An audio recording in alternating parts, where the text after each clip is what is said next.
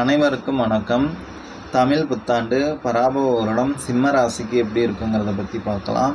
சிம்ம ராசிக்கு 12ஆம் இடத்துக்கு குரு வர்றார். 12ஆம் இடத்துல குரு உச்சம் பெற்ற நிலைமையில் நிற்கிறது. அதை சனி 9ஆம் பார்வையாக பார்க்கறதுனால நல்லாயிருக்கும். ஒரு யோகமான அமைப்பு தான். தொழில் ரீதியாகவும் உத்தியோக ரீதியாகவும் நல்லாயிருக்கும் அப்படிங்கிற மாதிரியான ஒரு அமைப்பு தான். பொருளாதாரம் சேரும், சொத்து சுகம் வாங்குவீங்க அப்படிங்கிற மாதிரி, வண்டி வாகனங்கள் வாங்குவீங்க அப்படிங்கிற மாதிரி ஒரு யோகமான நேரமாக தான் இந்த நேரம் இருக்கும். ஒரு குடும்பத்தில் பிரச்சனை, சண்டை இதெல்லாம் ஓடிட்டுருக்கிறதெல்லாம் ராகு கேது பயிற்சிக்கு அப்புறம் மாறிடும். 12ஆம் இடத்துக்கு கேது போகிறதும் 6ஆம் இடத்துக்கு ராகு வரதும் அப்படிங்கிற மாதிரி ஒரு நல்ல அமைப்பு. 6ஆம் இடத்துல ராகு வந்து நிற்கிறதுங்கிறது ரொம்ப யோகமான அமைப்பு தான். 6ல் ராகு வந்து நின்னால் ஒரு நல்ல அமைப்பாக இருக்கும்.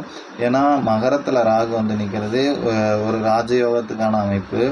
ஆமேடம் நிருதசுரா நண்டு கன்னி 5 இடத்தில் கருணாகம் அமையுமாயின் பூமேடை மேல்த்தையிலும் ராஜயோகம் இருந்துடுவான் அப்படிங்கிறதுனால ராகு வந்து நிற்கிறது சிம்ம ராசிக்கு ஒரு யோகமான பலனைத்தான் செய்யும் அப்படிங்கிற மாதிரியான ஒரு அமைப்பு. அஷ்டமத்து சனி ஏதாவது கெடுத்துருமானா அது எந்த விதத்துலேயும் கெடுக்காது. அஷ்டமத்து சனி கெடுக்கிறதுக்கான அமைப்பு இல்லை.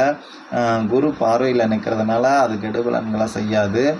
ஒரு சிலருக்கு பேக் பெயின் வர்றது, முதுகெலும்பு தேய்மானம் வர்றது அப்படிங்கிற மாதிரியான ஒரு அமைப்பு இருக்கும்.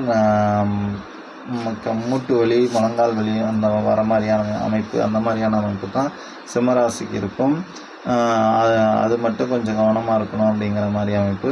மற்றபடி உங்களுக்கு வந்து பிரச்சனைகள் எதுவும் இருக்காது. அஷ்டமத்து சனினால் எதுவும் கெட்டு போகாது, எதையும் இழக்க மாட்டீங்க, நல்லாயிருக்கும். எந்த விதத்துலேயும் அஷ்டமத்து சனி சிம்ம ராசிக்கு கஷ்டப்படுத்தாது. நல்ல ஒரு யோகமான அமைப்பாக தான் இந்த வருஷம் இருக்கும்.